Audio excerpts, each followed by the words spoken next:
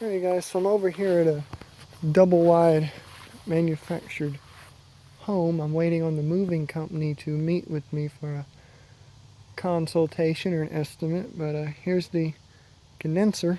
It's original to the house from 1992. It's straight air.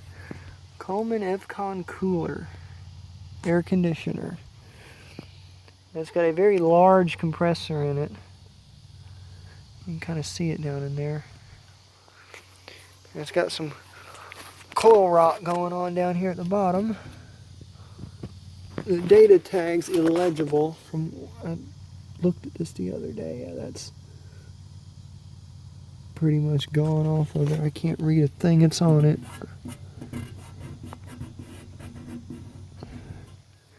Yeah, that tag's gone.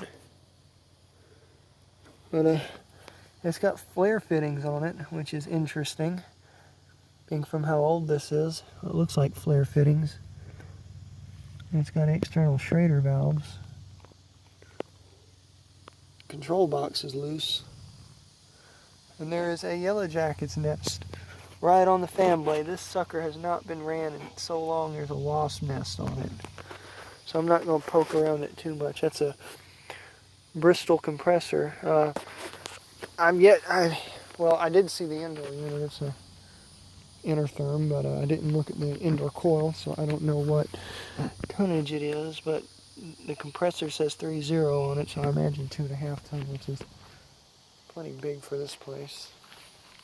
See underneath it all the crossover ducts and all of that underneath the double wide.